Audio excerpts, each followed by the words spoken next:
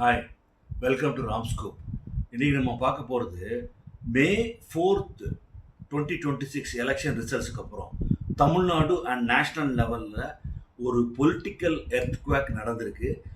இப்போ நான் சொல்ல போகிற சம்பவங்கள் எல்லாமே நம்ம பிட் அண்ட் பீசஸ் அங்கங்கே படிச்சிருப்போம், எல்லாமே தெரிஞ்ச விஷயம். ஆனால் அதை கோர்வையாக நீங்கள் லைன் அப் பண்ணி ஒரு ஒரு நிகழ்வாக பார்க்கும்போது இந்த ஹிந்து மதத்தில் நாளைக்கு என்ன நடக்கும்னு தெரியாது. மேஜிக்கு, மிராக்கிள், வாழ்க்கையில் மிராக்கிள் நடக்கும், அதிசயங்கள் நடக்கும், அற்புதம் நடக்கும் சொல்லும் போதெல்லாம் அதெல்லாம் ஒரு பூமர் டாக்கு. அதெல்லாம் வந்து கையாளாகாதவன், தன் மேலே நம்பிக்கை இல்லாதவன், அப்புறம் வந்துட்டு யோகத்தை நம்புறவன், கடவுள் நம்புறவன், மொத்தத்தில் முட்டாள்கள் பேச்சு. இந்த நாளைக்கு என்ன நடக்கும் நமக்கு தெரியாதுன்னு சொல்கிறது வந்து நானும் அப்படி தான் இருந்தால் நிறைய பேர் இப்படி நினச்சிருப்பாங்க. ஓகே, சிலர் நம்புவாங்க நாளைக்கு என்ன நடக்கும்னு தெரியாதுங்கிற சித்தாந்தம் நம்புவாங்க. ஓகேங்களா? ஆனால் உண்மையிலேயே நான் இப்போ பேச போகிற டாபிக் அதை ஒட்டி தான் இந்த சம்பவங்கள்லாம் பார்க்கும்போது உண்மையிலேயே நாளைக்கு என்ன நடக்குங்கிறது உண்மையிலேயே யாருக்கும் தெரியல தான். அவ்வளவு என்ன சொல்கிறது, அதான் பொலிட்டிக்கல் எர்த்குவேக்னு சொல்லிட்டேனே, ஒரு ஒரு பூகம்பமே, ஒரு பிரளயமே நடந்திருக்கு. ஓகேங்களா? அதனால தான் பல கட்சிகள் இன்னும் தலை சுற்றி தெரிஞ்சிட்டு இருக்கு. அதை நம்ம வந்து கோர்வை இன்சிடென்ட் பை இன்சிடெண்ட்டாக பார்த்துருவோம். ஓகே, நான் எப்படி இதை ஹைலைட் பண்ணுறேன் அப்படின்னு பார்த்தீங்கன்னாக்க, முதல்ல டிவிகே 0லேருந்து 108 சீட்டு வந்திருக்கு. ஓகேங்களா? அடுத்தது டிஎம்கே 133 சீட்டுலேருந்து 59 சீட்டுக்கு வந்திருக்கு. அதாவது போன எலெக்ஷனில் 133 சீட்டு, இப்போ 59 சீட்டு. வெஸ்ட் பெங்காலில் திரிணாமுல் காங்கிரஸ் மம்தா பானர்ஜி மேடம் 200 சீட்டில் ஜெயிச்சாங்க 21 தேர்தலில், இப்போ 80 சீட்டு. ஓகேங்களா? அப்புறம் கேரளாவில் 50 வருஷமாக இருந்த கம்யூனிஸ்ட் ஆட்சி ஒரு முடிவுக்கு வந்திருக்கு. இனிமேல் கம்யூனிஸ்ட் ஆட்சி இந்தியாவில் எங்கேயும் கிடையாது. ஓகேங்களா? இதெல்லாம் நான் சொல்கிறது எல்லாமே வந்து பேரதிசயங்கள். அப்புறம் இந்த குழப்பத்துக்கு நடுவில் ஐயா நரேந்திர மோடி, அவருக்கு இப்போ நாடாளுமன்றத்தில் பெரும்பான்மை இல்லாட்ட கூட ஒரு லாங் சர்விங் பிரைம் மினிஸ்டருங்கிற ஒரு பெரிய ஒரு கொண்டாட்ட மூட்லேயே அதை என்டிஏ எல்லாம் சேர்ந்து செலிப்ரேட் பண்ணுறாங்க. ஸோ இதுதான் நம்ம பார்க்க போகிற டாபிக். இதை வந்து நான் வந்து ஒரு 7 செக்ஷனாக பிரிச்சிருக்கிறேன். ஒவ்வொரு செக்ஷனாக நம்ம பார்த்துருவோம். ஃபஸ்ட்டு செக்ஷனில் வந்து தமிழ்நாட்டில் நடந்த ஒரு புரட்சி, அதில் விசில் புரட்சின்னு சொல்லலாம், அதில் விஜய் புரட்சின்னு சொல்லலாம், எப்படி ஒன்று சொல்லலாம். ஓகேங்களா? 108 சீட்டு ஜெயிச்சிருக்கிறாங்க, சிங்கிள் லார்ஜஸ்ட் பார்ட்டி. இப்போ நான் சொல்ல கான்டெக்ஸ்டோட பொருத்தி பாருங்களேன். திமுகவோ அதிமுகவோ 4ஆம் தேதி காலையில் கவுண்டிக்கு முன்னாடி டிவிகே மெஜாரிட்டி வந்து நம்பியிருப்பாங்களா? எதிர்பார்த்துருப்பாங்களா? நீங்கள் திமுக அதிமுக விடுங்க, விடுதலை சிறுத்தைகளோ அண்ணன் வைகோவோ எக்ஸட்ரா எக்ஸட்ரா யாருமே, ஏன் தம்பி விஜய் எதிர்பார்த்துருக்க மாட்டார் இந்த மாதிரி சிங்கிள் லார்ஜஸ்ட் மெஜாரிட்டி வருவோம் சொல்லிட்டு. ரீசெண்டாக விடுதலை சிறுத்தை திருமாவளவன் கூட சொன்னார், நான் அவர் சொன்ன அந்த ஒரு பேட்டி நானும் பார்த்தேன். அதாவது எலெக்ஷனுக்கு முன்னாடியே தமிழ்நாடு பாலிடிக்ஸில் ஒரு கிரேட் ஷிஃப்ட் இருக்க போகுது அப்படின்னாரு. அவர் தான் விளக்கம் கொடுத்தார். நான் நினச்சது வந்து திமுகவுக்கு கொஞ்சம் சீட்டு கம்மியாக வரும், ஸோ அப்போ கூட்டணி ஆட்சிங்கிற எதிர்பார்க்குறோம், அப்போ நம்மெல்லாம் கொஞ்சம் டிமாண்ட் பண்ணால் அதாச்சும் கேட்கலாம், மற்றவங்களாம் கேட்பாங்க, அவ்வளோ ஈஸியாக ஆட்சி அமைச்சர் முடிஞ்சாது, இதுதான் எதிர்பார்த்தது. ஓகேங்களா? ஸோ இது ஒரு என்ன சொல்கிறது, ஒரு பொலிட்டிக்கல் பூகம் தான். டிவிக்கு வந்து சிங்கிள் லார்ஜஸ்ட் பார்ட்டியாக வந்தது. இந்த இடத்துல மெட்ராஸ் ஹைகோர்ட் ஜட்ஜி மிஸ்டர் ஜிஆர் சுவாமிநாதன் 2 நாளுக்கு முன்னாடி பேசியிருந்தார். 2 நாளே நேற்றுக்கு நினைக்கிறேன். ஒரு புத்தக வெளியீட்டு விழாவில் வந்திருந்தார். அந்த புத்தகம் வந்து செல்ஃபோன் எப்படி டைவர்ஸுக்கு ஒரு பெரிய ப்ராப்ளமாக இருக்குங்கிறத பற்றி ஒருத்தர் புக் எழுதியிருக்கிறாரு. அவர் அந்த புக்கை பற்றிலாம் பேசிட்டு நம்ம கான்டெக்ஸ்ட்டுக்கு ஒரு இந்த சப்ஜெக்ட் வருவோம். அவர் என்ன சொல்கிறாருனாக்க, நாம் வந்து இந்த செல்ஃபோன் இந்த டெக்னாலஜினால நம்ம ஒரு ஆட்சியை இழந்திருக்கிறோம், ஒரு ஸ்டேட்டே இன்னொருத்தர் கொண்டு போயிட்டாரு, மறைமுகமாக டிவிக்கே பேசியிருக்காரு. அப்போ எந்த அளவுக்கு அந்த டிவிக்கோட இம்பேக்ட் நீங்கள் பார்க்கணும். அதாவது இது வந்து சாதாரண வழக்கமாக நடக்கிற வெற்றி தோல்வி, திமுக தோத்துச்சு, அதிமுக வச்சு அந்த கதை கிடையாது. This is totally different. இது வந்து உண்மையிலே ஒரு பொலிட்டிக்கல் சுனாமி. இந்த நாளைக்கு என்ன நடக்கும் தெரியாது சொல்லுவாங்க தெரியுமா, அந்த கான்டெக்ஸ்ட்டை பொருத்தி பாருங்க. ஓகேங்களா? ரைட்டு. அடுத்தது டிஎம்கே கொலாப்ஸு. அதாவது 2021 தேர்தலில் 133 சீட்டு வாங்க திமுக 2026 59 சீட்டுக்கு வந்து நிற்குது. அதாவது 74 சீட்டை இழந்திருக்கு. 74 மைனஸ் 55.6% சரிவு வந்திருக்கு. ஓகேங்களா? அதை விட ரொம்ப முக்கியம், முன்னாள் முதலமைச்சர் அவங்க தொகுதியிலேயே குளத்தூர் தொகுதியிலேயே தோக்குறாங்க. இது வந்து நாளைக்கு என்ன நடக்கும் தெரியாதுங்கிறது கான்டெக்ஸ்டோட பொருத்தி பாருங்களேன். யாராச்சும் நினச்சிருப்பாங்களா? ஒரு சிட்டிங் சீஃப் மினிஸ்டரு நம்ம பவர்ல இருக்கும்போது, தொகுதிக்கு அவ்வளோ பண்ணியிருக்கிறாரு. எல்லாருமே சொல்றாங்க, அவர் தொகுதிக்கு பண்ணத பத்தி. வெளிய போன பிறகு கூட நம்ம கம்யூனிஸ்ட் பார்ட்டிங்க அவர பத்தி மத்த விஷயங்கள்ல ஒரு கிரிட்டிசைஸ் பண்ணா கூட, அவர் தொகுதி பண்ணது தொகுதிக்கு செஞ்சது வந்து அவ்வளோ பாராட்டி பேசுறாங்க. ஆனா, அவரு தோக்குறாரு. இது ஒரு மிராக்கிள், இது ஒரு அதிசயம், இது ஒரு புரியாத ஒரு விஷயம், இது ஒரு பொலிட்டிக்கல் சுனாமி. நாளைக்கு என்ன நடக்கும் தெரியாதுங்கிறதுக்கு இது ஒன் ஆஃப் த ஒரு மிகப்பெரிய சான்று. அதுக்கப்புறம் ஒரு 40, 50, 49, 50 வருஷ ஒரு அரசியல் வரலாறுல திமுகவும் அதிமுகவும் சேர்ந்த மாதிரி எதிர்க்கட்சியில் உட்கார போகுது. அஃபிஷியல் எதிர்க்கட்சி திமுக தான். பட் 2 பேரும் சேர்ந்த மாதிரி இப்படி நம்ம பார்த்திருக்கவே மாட்டோம். ஒரு ஒரு ஒரு 2, 3 தலைமுறையே பார்த்திருக்காது. ஓகேங்களா? அடுத்தது நம்ம இதுக்கு வருவோம். இந்த பிட்ரியல் ஸ்டோரினாக்க துரோகம் பண்ணிட்டாங்க, முதுகுல குத்திட்டாங்க, மூக்குல குத்திட்டாங்க, வயிற்றுல குத்திட்டாங்க. அதுக்கு வருவோம். அதாவது காங்கிரஸ் வந்து துரோகம் பண்ணிடுச்சு அப்படின்னு ஒரே வருத்தம். காங்கிரஸ் துரோகம் பண்ணிடுச்சு ஏன்னாக்க டூ மச் நம்பிட்டாங்க. அவங்க வந்து அவங்க கூட்டணி கட்சிகள் வந்து ரொம்ப பர்சனலாக எடுத்துக்கிட்டாங்க. வழக்கமாக முதலமைச்சர் வந்து ரொம்ப கேர்ஃபுல்லாக இருப்பார். அவ்வளோ சீக்கிரத்தில் யாரும் நம்ப மாட்டார். ஓகேங்களா? காங்கிரஸை வந்து ரொம்பவே பிலீவ் பண்ணிட்டாங்க. ஸோ அவங்க துரோகம். இது ஒரு என்ன சொல்றது, ஒரு பெரிய வரலாற்று சம்பவம் தான். ஏன்னா இந்தியாலேயே ராகுல் காந்தி தான் பிரைம் மினிஸ்டர் சொல்லி கையை பிடிச்சி உயர்த்தி காட்டிய மு.க. ஸ்டாலினுக்கு இந்த துரோகம் உண்மையிலே தாங்க முடியாது தான். இது ஒரு மிராக்கிள் தான். அடுத்தது விசிகே போவாங்கன்னு கனவுல எதிர்பார்த்துக்க மாட்டாங்க, யாருமே எதிர்பார்க்கல ஃபஸ்ட்டு. ஆனால் காங்கிரஸ் இவங்க பெட்டர், கொஞ்சம் சாஃப்டாக ஜென்டிலாக ஹேண்டில் பண்ணிட்டு போயிட்டாங்க. ஓகே. அடுத்தது நீங்கள் விசிகே போனதும் வந்து ரொம்ப யாருமே எதிர்பார்க்குற விஷயம், அந்த அளவுக்கு இருந்தாங்க. அதுக்கப்புறம் வந்துட்டு ஐயூஎம்எல் வந்து திமுக எப்போ ராபின்சன் பூங்கால ஆரம்பிச்சுக்கிறதுக்கு முன்னாடி, ஒரு வருஷம் முன்னாடி தான் ஆரம்பிச்சாங்க ஐயூஎம்எல்.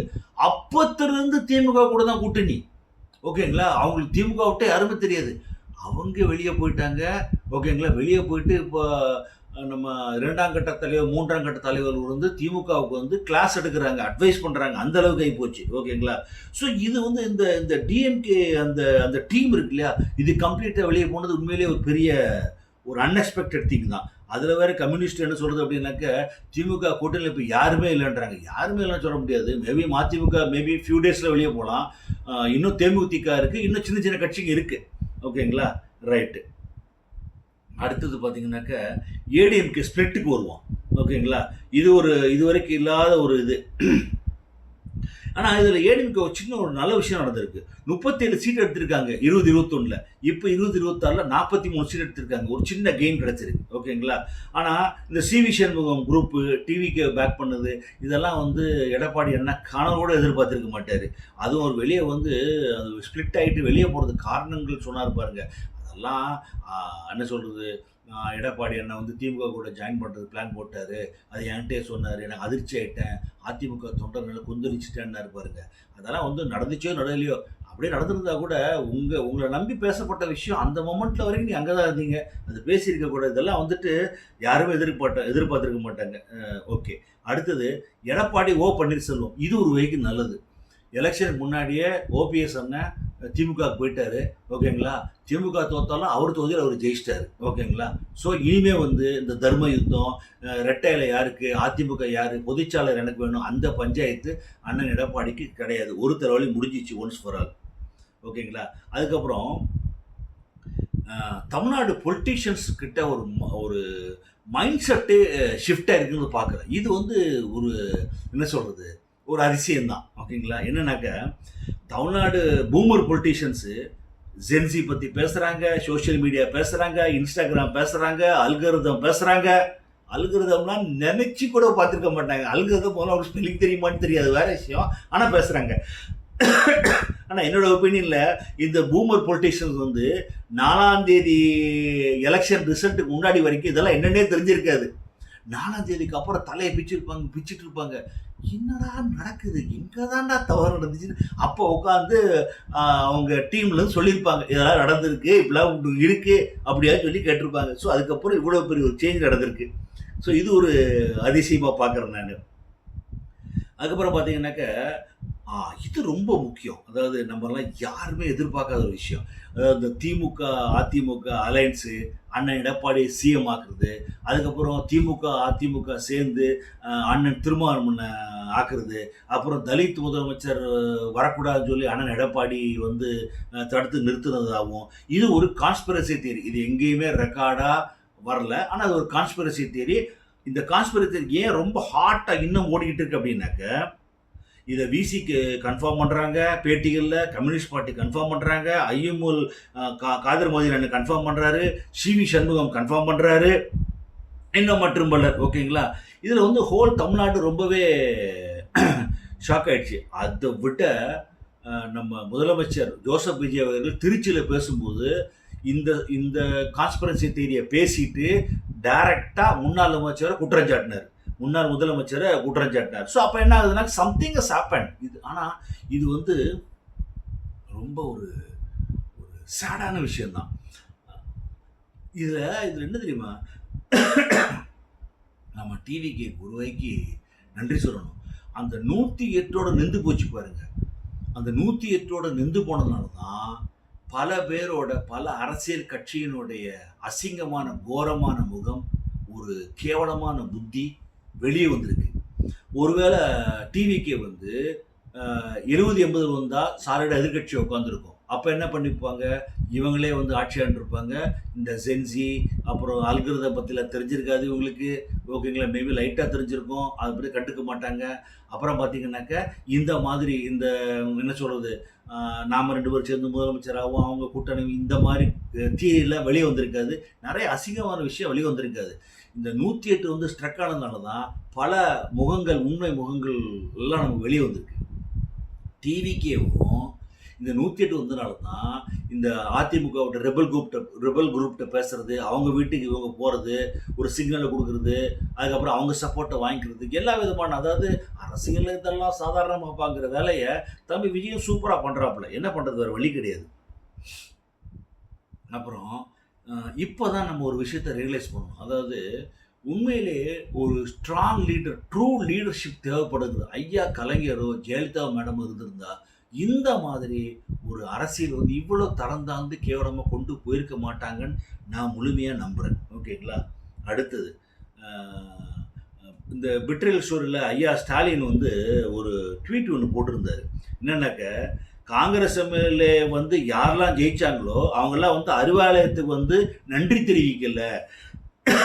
அப்புறம் சேம் டே அன்னைக்கே வந்து உறவை முறிச்சுக்கிட்டு டிவி கேட்டு போய் ஜாயின் பண்ணிட்டாங்க. என்னென்ன, நம்ம பிஜேபியில் இருந்தோம், என்ன எல்லாம் சொல்லிட்டு நன்றி தெரிவிச்சுட்டு ஃபேர்வெல் பார்ட்டிலாம் வச்சுட்டா காங்கிரஸுக்கு வந்தோம். அங்கே வேலை முடிஞ்சு போச்சு, வந்தோம், அவ்வளோதான். ரெண்டாவது, காங்கிரஸ் தான் எலெக்ஷனுக்கு முன்னாடியே க்ளீனாக எல்லா சமிக்கைகளும் கொடுத்தாங்களே. வேண்டாம் விருப்பா பலவிதமான பஞ்சாயத்துகள் பண்ணி டிவியை காமிச்சு பயமுறுத்தி உங்களோட சீட்டையும் வாங்கிட்டு போகாமல் இருந்தாங்க. இப்போ வேலை முடிஞ்சிருச்சு, கிளம்பிட்டாங்க. அரசியல் இதெல்லாம் சாதாரணம் தானே. ஆனால் நீங்கள் ரொம்ப பாசம் வச்சுட்டீங்க. அதுதான் உங்களால் இந்த அளவுக்கு நீங்கள் பொதுவாக வந்து அவ்வளோ சீக்கிரம் எமோஷனல் அவுட்பர்ஸ்ட் ஆக மாட்டீங்க. அதுக்கு நீங்கன்னாக்க too much of connection towards Congress. ஏன்னா நீங்கள் ஏற்கனவே சொன்ன மாதிரி வருங்கால இந்தியாவின் பிரதமர்னு சொல்லி எங்கள் கவிதை உமர்த்தி, அது ராகுல் காந்திக்கே ஒரு நம்பிக்கை இருக்குது, அதுக்கு என்ன அவர் சொல்கிறாரு நினச்சிருப்பாங்க. ஸோ அதெல்லாம் அப்படித்தான். இது ஒரு மௌனமாக இருக்கிற ஸ்டாலின் வந்து இந்த மாதிரி ஒரு மெசேஜை போட்டுருக்கிறாரு. ரைட்டு.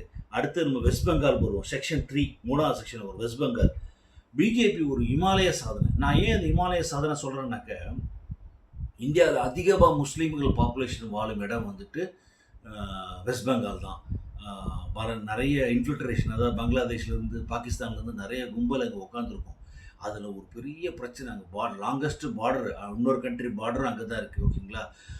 வெறும் எஸ்ஐஆரில் அவங்க திறம்பட பண்ணியோ இல்லை ஏதோ பண்ணி தான் ஜெயிச்சிட்டாங்கன்னுங்கிறத நான் நம்பல. ஓகேங்களா? பட் அவங்க வின் பண்ணது வந்து ஒரு இமாலய சாதனை தான். 12 வருஷம் நம்ம பாரத பிரதமர் நரேந்திர மோடி வந்து உண்மையிலே ஒரு பெரிய சாதனைன்னு என்ன கேட்டால், வெஸ்ட் பெங்காலில் ஜெயிச்சது வந்து அவர் வரலாறு. அவர் வந்து இன்னும் 100 வருஷம் நிற்கும் இந்த ட்ரிப்பு ஜெயிச்சது. ஏன்னா முதல் ட்ரிப் ஜெயிக்கிறது தான் வெற்றி. அதுக்கப்புறம் மாறி மாறி வர்றதோ இல்லை 2-3 டேர்ம் வருது, அதுக்கப்புறம் வேறு வருதோ, அதெல்லாம் வேறு விஷயம். ஓகேங்களா? ரைட்டு. இப்போது பிஜேபி வெஸ்ட் பெங்கால் பற்றி வருவோம். 2021 77 சீட்டு ஜெயிக்கிறாங்க. 21 அதே 26 பிஜேபி 206 சீட்டு ஜெயிக்கிறாங்க. அதாவது 129 சீட்டு ப்ளஸ்ஸு. Huge difference. 129 சீட்டு அதிகங்க. கற்பனை கூட பண்ணி பார்க்க முடியாது. அதுவும் வெஸ்ட் பெங்கால்ல. ஓகேங்களா? அடுத்தது திரிணாமுல் காங்கிரஸ் மம்தா பானர்ஜி 2021 வந்து 200 சீட்டு ஜெயிக்கிறாங்க. ஓகேங்களா? அதே 2026ல் அப்படியே 80க்கு வர்றாங்க. -120. Huge loss. ஓகேங்களா? முக்கியமான விஷயம் பார்த்தீங்கன்னாக்க, பிஜேபி கவர்மெண்ட் வந்து ஃபர்ஸ்ட் டைம் வெஸ்ட் பெங்கால் ஆட்சி அமைக்கிறாங்க. ஓகேங்களா? டிஎம்சி திரிணாமுல் காங்கிரஸ் வந்து 200 சீட்லேருந்து 80 சீட்டுக்கு வருது. அதில் அந்த 80 சீட்லேயும் 58 எம்எல்ஏஸ் வந்து பிரிஞ்சு வந்து இங்கே அதிமுக நடந்துச்சு பாருங்க. சிவி சண்முகம் பண்ணார் ரெபல் குரூப் வெளியே வந்துட்டு நாங்கள் தான் உண்மையான திரிணாமுல் காங்கிரஸ் சொல்லிட்டு பிரிஞ்சு வர்றாங்க. இருக்கிறதே 58 பேர் வெளியே வந்திருக்கிறாங்க. இதெல்லாம் வந்து கட்சியை அப்படியே சுக்கா உடைக்கிறாங்க. ஒரு 20 to 30 வந்து என்டிஏக்கு சப்போர்ட் பண்ணுறாங்க. ஓகேங்களா? இதெல்லாம் ரொம்ப ஒரு சேட் சுச்சுவேஷன் தான். ஒரு தோல்வி தான், அதுக்குள்ளே இப்படி ஆகிப்போச்சு. மூணு கன்சிக்யூட்டிவ் இருந்துருக்குறாங்க. ஓகேங்களா? அப்புறம் மம்தா பானர்ஜியே அவங்க தொகுதியில் தோக்குறாங்க. அவங்கள எடுத்து போட்டி போட்டது பிஜேபி சுபேந்தர் அதிகாரி. அவர் தான் இப்போ சீஃப் மினிஸ்டர் இப்போ. ஓகேங்களா? எப்படி ஐயா ஸ்டாலின் வந்து குளத்தூரில் தோத்தாரோ அதே மாதிரி இந்த அம்மா வந்து அவங்க தொகுதியிலே தோக்குறாங்க. 2 பேர் எம்எல்ஏ கூட இல்லை. இது ஒரு ஹிஸ்டாரிக்கல் விஷயந்தான். இவங்களாம் sitting chief minister how they are defeating. அப்போது கிரவுண்ட் லெவலில் ஒரு பெரிய சேஞ்ச் நடந்திருக்கு. என்னமோ தப்பு இவங்க சைடு நடந்திருக்கு. இல்லைன்னு இந்த மாதிரிலாம் வாய்ப்பே கிடையாது. ஓகே. டிஎம்சி இப்போ வந்து திரிணாமுல் காங்கிரஸ் வந்து 3ஆ உடைஞ்சு கிடக்குது. அதுக்கு என்ன காரணம்னு நான் அனலைஸ் பண்ண வரைக்கும் பார்த்தீங்கன்னாக்க, ஆன்டி இன்கம்பன்சி ஒரு 10 வருஷம் மக்களின் அதிருப்தி பயங்கரமாக இருக்குது. ஓகேங்களா? அப்புறம் வந்து பிஜேபியோட மொமெண்டம், அதாவது அந்த ஜெயிச்ச ஜோர் இருக்கு இல்லையா, அதனால் வந்து ஒரு பெரிய குரூப் வந்து கட்சியெல்லாம் உடச்சி அங்கங்கே சதுரி பிஜேபி பக்கம் ஓடுறாங்க. அதே எக்ஸாம்பிள் இங்கே பாருங்கள். தமிழக வெற்றி கழகம் பயங்கரமாக ஜெயிக்குது. அதிமுகலேருந்து ஒரு பெரிய கூட்டம் போகுது. இன்னும் வேறு கட்சியிலேருந்து வர்றாங்க, புதுசாக ஜாயின் பண்ணுறாங்க. விஜயதாரணி மேடம் கூட காங்கிரஸ் முதல்ல இருந்தாங்க, அப்புறம் பிஜேபிக்கு வந்தாங்க, இப்போது டிவிகேக்கு வந்திருக்கிறாங்க. ஓகேங்களா? கன்சிக்யூட்டிவ் 3 times எம்எல்ஏ அவங்க. ஓகேங்களா? ஸோ இதை மாதிரி அந்த ஜெயிச்ச கட்சிக்கு பின்னாடி போடுறது ஒரு கூட்டம். ஓகேங்களா? அடுத்தது கரப்ஷன் பயங்கரமாக இருந்திருக்கு நம்ம திரிணாமுல் காங்கிரஸ் வெஸ்ட் பெங்காலில். அதுதான் மேஜர் இஷ்யூ. அபிஷேக் பானர்ஜி, அதாவது திரிணாமுல் காங்கிரஸோட மம்தா பானர்ஜியோட அண்ணன் பையன், இது ஒரு பவர் சென்டர். அதாவது இது ஒரு கிட்டத்தட்ட ஒரு குடும்ப அரசியல், வாரிசு அரசியல் மாதிரி தான். இவர் பண்ண அட்ராசிட்டிலாம் ஓவர். அதாவது அதெல்லாம் பண்ண தனியாக ஒரு வீடியோவே பண்ணணும். இதில் பேசிகிட்டு தான் ரொம்ப நேரம் போயிடும். சிம்பிளாக சொல்கிறேன், மக்கள் எவ்வளோ வெறுப்பாயிட்டாங்க. அவர் மேலே முட்டை வீசுகிறாங்க. அவர் வந்து ஹெல்மெட் போட்டு தான் போகிறாரு. காரில் போனால் கூட காருக்கு இந்த பக்கம் அந்த பக்கமும் 2-3 பேர் இந்த பாடி கார்ட்ஸ்லாம் தொங்கிக்கிட்டே போங்க தரோம். ஜெயலலிதா மேடம் பிளாக் கார்ட்ஸ் அந்த மாதிரி தொங்கிட்டு மறைச்சிட்டு போகிறாங்க. ஏன்னா எவன் ஷூட் பண்ணிவிடுவானோ எவன் முட்டை வீசுவானோ தெரியாதுன்னு சொல்லிட்டு அந்த அளவுக்கு வெளியே வர்றதுக்கே பயப்படுறாங்க. கரப்ஷன் அந்த அளவுக்கு மக்கள் வெறுப்பு. எங்கள் 10 பேர் வந்து போலீஸ் கண்ட்ரோல் பண்ணலாம், 1000 பேர் வந்து என்ன பண்ணுவீங்க? ஆட்சியும் மாறி போயாச்சு, போலீஸும் ஒன்றும் பண்ண முடியல. அதுக்கப்புறம் என்னாக்கா பிஜேபி அங்கே டிஎம்சி தோற்றதுக்கும் பிஜேபி ஜெயிச்சதுக்கும் அந்த வெல்ஃபேர் ஸ்கீம் ஃபார்மருக்கு மற்ற வெல்ஃபேர் ஸ்கீம்லாம் வந்து ரொம்பவே கை கொடுத்துருக்குன்றாங்க. அடுத்தது lettuce come to the Kerala section 4. அதாவது கேரளாவில் வந்து கம்யூனிஸ்ட் பார்ட்டி வந்து ஒரு முடிவுக்கு வந்துருச்சு. Last communist party state government, Kerala state கவர்மெண்ட்ல வந்து இட் காட் டிஃபீட்டடு. 50 வருஷ கம்யூனிஸ்ட் ஆட்சி வந்து ஒரு முடிவுக்கு வந்தது. இனிமேல் இந்தியாவில் எந்த இடத்துல கம்யூனிஸ்ட் ஆட்சியோ கம்யூனிஸ்ட் சீஃப் மினிஸ்டரோ கிடையாது. இது ஒன்றும் பெரிய நல்ல செய்தி கிடையாது. ஏன்னா கம்யூனிஸ்ட்டுங்க தான் கொஞ்சம் ஏதோ அங்கங்கே ஏதோ குரல் கொடுத்துட்டு இருப்பாங்க. ஆனால் அவங்களே ரொம்ப டைல்யூட் ஆகிட்டாங்க. இனிமேல் நோ மோர் கம்யூனிசம் இந்தியான்னு நினைக்கிறேன். பார்ப்போம். அந்த நேரத்திலலாம் இவங்களுக்கு கம்யூனிஸ்ட் பார்ட்டிக்கு இங்கே ஒரு பெரிய வாய்ப்பு தான் அது. அதுக்கப்புறம் எல்டிஎஃப், இந்த புது பார்ட்டி வந்திருக்கு இல்லையா, எல்டிஎஃப் ஏன் ஜெயிச்சாங்கன்னு பார்த்தா, லெஃப்ட் கவர்மெண்ட் வந்து, அதாவது யூடிஎஃப் இருக்கு, லெஃப்ட் கவர்மெண்ட் வந்து எக்கனாமிக் ஸ்டாக்னேஷன், பொருளாதார ஒரு மந்த நிலை இருந்திருக்கு. யூத்துக்கு வந்து கம்யூனிஸ்ட் பாலிசி எதுவுமே பிடிக்கல. அது ஒரு மேஜர் ப்ராப்ளமாக இருக்குது நான் அனலைஸ் பண்ணி பார்த்த வரைக்கும். அப்புறம் யூடிஎஃப் வந்து நல்ல வெல்ஃபேர் ஸ்கீம்ஸ்லாம் கொடுத்துருக்காங்க. ஃப்ரீ எஜுகேஷனு, ஹெல்த் கேர் அதெல்லாம் நல்லா கொடுத்துருக்குறாங்க. அதை நம்பி ஓட்டு போட்டிருக்கிறாங்க. அதுக்கப்புறம் செக்ஷன் 5. ஓகேங்களா? Modi record celebration. இங்கே தான் கவனிக்குங்க, இவ்வளோ குழப்பம் வெஸ்ட் பெங்காலில், தமிழ்நாட்டில் இவ்வளோ மாற்றம் நடந்திருக்கு. ஐயா நரேந்திர மோடி வந்து பெரும்பான்மை இன்னமும் அவருக்கு இல்லை பார்லிமெண்ட்டில்.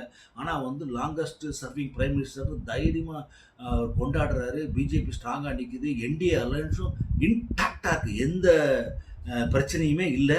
அண்ட் இந்த தோல்வியாக இருக்குது பாருங்கள், திமுக தோல்வி, மம்தா பானர்ஜி, கேரளாவில் கம்யூனிசம், இதெல்லாம் வந்துட்டு கிரேட்டஸ்ட் ப்ளஸ்ஸு. நான் ஏற்கனவே சொன்ன மாதிரி என்டிஏக்கு வந்து இனிமேல் வந்து ஐயா சந்திரபாபு நாயுடுவோ நிதிஷ்குமார் எம்பிஸை நம்பி இருக்கணுங்கிற அவசியம் இல்லை. ஓகே, அவங்க இருப்பாங்க. இப்போ 20-30 எம்பி திரிணாமுல் காங்கிரஸ்லேருந்து வர்றாங்க. அப்படி அப்படி ஜஸ்ட் ஒரு ஃபோன் கால் கேட்டால் போகிறோம். திமுகவுக்கு வந்து 40 எம்பி இருக்குது, ஒரு சாலிட் சப்போர்ட் இருக்குது, கண்டிப்பாக பண்ணுவாங்க. பண்ணாதான் கட்சி சர்வேல ஆக முடியும். ரூல்ஸ் நியாயம்லாம் பார்த்துக்கிட்டு இருந்தால் வேலைக்கே ஆகாது. இதில் இன்னொரு முக்கியமான விஷயம் நான் அனலைஸ் பண்ணி பார்த்ததில், அதாவது ஸ்ட்ராங்காக யார் ஐயா நரேந்திர மோடி எதிர்த்தாங்களோ, அதாவது DMK, strong regional parties, DMK, Trinamool Congress, LDF, அதாவது ஸ்டாலின், மம்தா பானர்ஜி, பிரணராய் விஜயன், இவங்க யாரெல்லாம், இவங்க 3 பேர் தான் இந்தியாவிலே உண்மையிலேயே தில்லோடு எதிர்த்தாங்க. ஐயா ஸ்டாலின் ஆச்சு கொஞ்சம் அப்படி ஹேண்டில் எங்கள் சுச்சுவேஷன் ஹேண்டில் பண்ணுவார். மம்தா பானர்ஜி மாதிரினா ஸ்ட்ரைட்டாக, அதாவது கோயில, அதாவது ட்ரெயின் ஒன்றுக்கு ஒன்று மோதலாம், அந்த மாதிரி தான் மோதுவாங்க. ஆனால் இந்த 3 பேரில் பார்த்தீங்கன்னாக்க நரேந்திர மோடி எதிர்த்தவங்க எல்லாருமே, ஐயா ஸ்டாலின் குளத்தூரில் தோத்துருக்காரு. மம்தா பானர்ஜி மேடம் வந்து அவங்க தொகுதியில் எம்எல்ஏ இல்லை, இவரும் எம்எல்ஏ இல்லை, யார் ஸ்டாலின் ஐயாவும். எல்டிஎஃப் வந்து பிரணாய் விஜயன் வந்து கட்சி தோத்துருச்சு, அவர் ஜெயிச்சிட்டார், அவர் தொகுதியில் எம்எல்ஏ ஆயிருக்கிறாரு. ஸோ இது ரொம்ப ஒரு இம்பார்ட்டண்ட் பாயிண்ட்டாக நான் பார்க்குறேன். நான் இது வந்து என்ன சிம்பாலிசம் தெரியுதுனாக்க, என்ன பிரச்சனை நடந்தாலும் நரேந்திர மோடி ஐயாவை எதிர்த்தவர் வந்து காணாமல் போய்டுறாங்க, அவர் மாத்திரம் அப்படியே இருக்கிறாரு. இது என்ன அதிசயமோ தெரில. இது ரொம்ப ரொம்ப முக்கியமான அதிசயம். அந்த பொலிட்டிக்கல் எர்த்குவேக் சொன்ன பாருங்க, இந்த பாயிண்ட்டை நீங்கள் யோசிச்சு பாருங்க. ஐயா ஸ்டாலின் எதிர்த்த 3 பேருமே இன்னைக்கு பிக்சரில் இல்லை. இன்னைக்கு யார் அவ்வளோ ஸ்ட்ராங்காக எதிர்த்து இந்தியாவில் இருக்கிறாங்க கேட்டால், ராகுல் காந்தி மொத்தம் தயவுசெய்து சொல்லாதீங்க ப்ளீஸ். எனக்கு அது வந்து அவர் காமெடி பண்ணிட்டே இருப்பார் அவர். ஓகே, அடுத்தது செக்ஷன் 6. ஓகேங்களா? இதில் நான் என்ன பார்க்குறேன்னாக்க, புது தலைவர்கள், புது பார்ட்டிஸ் உருவாக்குறாங்க. இதுவும் 4ஆம் தேதிக்கு அப்புறம் தான். எல்லாமே 4ஆம் தேதிக்கு அப்புறம் தான். யாரெல்லாம்? அண்ணாமலை, திடீர்னு பார்த்தா லதா ரஜினிகாந்த் மேடம், அவங்க என்ன சொல்கிறாங்க, நான் அண்ணாமலைக்கு ஒரு நாளைக்கு முன்னாடியே ஆரம்பிச்சிட்டேன், அவர் ஆரம்பிக்க எனக்கு தெரியாதுன்றாங்க. இதெல்லாம் காமெடியாக இருக்குது. ஓகேங்களா? அப்புறம் ரஜினிகாந்தோட மருமகன் வந்து, அதாவது மாப்பிள்ளை வந்து அண்ணாமலை கட்சியில் ஒரு முக்கிய பொறுப்பு வர்றதாக ஒரு செய்தி, அது வந்து ஒரு டாக் போயிட்டுருக்கு. ஓகேங்களா? அப்புறம் ராகவ லாரன்ஸ் உள்ளே வர்றாரு. இங்கே தான் ஒரு திமுக சரிஞ்சதுனால மக்களுக்கு ஒரு பயமே இல்லை. ஓகேங்களா? அந்த திமுக மாத்திரம் விழாமல் இருந்திருந்தா இப்போ அண்ணாமலை வந்து பிஜேபி விட்டு வெளியே வருவாங்கிறது question mark. Latha Rajinikanth madam வந்து திடீர்னு மக்கள் மேடை ஆரம்பிப்பாங்கள கொஸ்டின் மார்க்கு. அப்புறம் வந்து இப்போ பாருங்கள், ரஜினி பாப்புலாரிட்டி மிஸ் ஆகி வெளியே போயிடக்கூட அவங்க குடும்பத்தில் இருக்கணும்னு சொல்லிட்டு இவங்க இந்த மூமெண்ட்டை வந்து பார்ட்டி ஆக்குவாங்கன்னு நம்புகிறேன். ஒரு சின்ன கட்சியாக இருப்பாங்க, இவங்க வந்து 2-3 மினிஸ்டர் வாங்கிப்பாங்க, ஜெயிப்பாங்க. ஆனால் ரஜினிக்கு ஒரு பாப்புலாரிட்டி இருக்குது. இது என்னுடைய கால்குலேஷன். ஒரு திமுக சரிஞ்சதுனால எப்படி ஆகிப்போச்சு பாருங்க. இன்னைக்கு திமுக கையிறு நிலையில் இருக்குது. அவங்களால எதுவும் பெருசாக யாரையும் எதுவும் பண்ண முடியாது. ஆனால் இதே சுச்சுவேஷன் தான், ஒரு பயமில்லா சுச்சுவேஷன் தான் வந்துட்டு இந்த வெற்றிடம் உள்ளது, தமிழக அரசியல் வெற்றிடம் உள்ளது ஒரு டாக் கேட்டுக்கிட்டே இருந்திருப்பீங்க. எப்போ இந்த ஐயா கலைஞரும் ஜெயலலிதா மேடம் போன உடனே, அது ஐயா ஸ்டாலின் வந்த உடனே, அந்த ஸ்டாலின் வர்றதுக்கு முன்னாடி 21 எலெக்ஷனுக்கு முன்னாடி இந்த எடப்பாடி 4 வருஷம் இருந்தார் பாருங்க, அந்த பீரியடில் இந்த டாக் ரொம்ப சிவியராக இருந்தது. ஆனால் ஸ்டாலின் வந்து ஒரு ஸ்ட்ராங்காக உட்காந்து 1008 குறைபாடுகள் இருக்கலாம், ஆனால் அந்த டாக் எடுத்துட்டார் அவர். யாருமே வந்துட்டு ஒரு வெற்றிடம் இருக்குங்கிற பேச்சே கிடையாது. திரும்பி அந்த இது வந்திருக்கு. இன்னொரு செக்ஷன், லாஸ்ட் செக்ஷனு, ஒரு விஷயத்தை நான் அனலைஸ் பண்ணி பார்த்தேன். டிவிக்கு ஆரம்பத்திலேருந்து ஒரு விஷயம் ரொம்ப தந்திரமாக ஒரு கேமில் அடைச்சிப்படுங்க. கோயிலேஷன் கவர்மெண்ட், கூட்டாட்சி தத்துவத்தை பற்றி பேசிக்கிட்டே இருந்தாங்க. அன்னைக்கு யாருமே போகலை, இன்னைக்கு எல்லாரும் போயிட்டாங்க. ஆனால் அதே திமுக இந்தியா டுடே என்க்ளேவில் ஐயா ஸ்டாலின் வந்து அப்படி பஞ்சு டேலாக கூட பேசுகிறாரு. கூட்டணி ஆட்சி என்பது பேச்சுக்கே இடமில்லை. அது தமிழக மக்களும் ஏற்காது, நாங்களும் ஏற்க மாட்டோம்ட்டாரு. அதனுடைய விளைவு பாருங்க.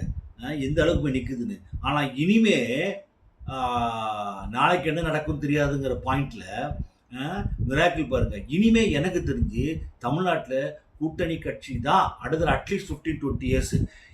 என்ன காரணத்தினால சொல்றேன் அப்படின்னாக்க, புது பிளேயர் பாருங்க.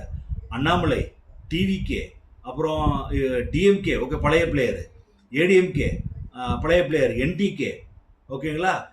இதுலேயே 4 முதலமைச்சர் candidate. Annamalai, TVK, DMK, ADMK, NTK. இது போக காங்கிரஸ், விசிகே, ஐயுஎம்எல், மனிதநேய மக்கள் கட்சி, ஜவஹர்லா. இது ரொம்ப முக்கியம். நான் ஏன் அவரை சொல்றேன்னாக்க, இவர் எலெக்ஷன்ல தோத்து போனதுக்கு அப்புறம் தெளிவா ஒரு விஷயம் சொன்னார். இனிமே எந்த காலத்தை கொண்டும் ஒடிகால் தனி நம்ம சொந்த சின்னத்துல தான் நிக்கணும்.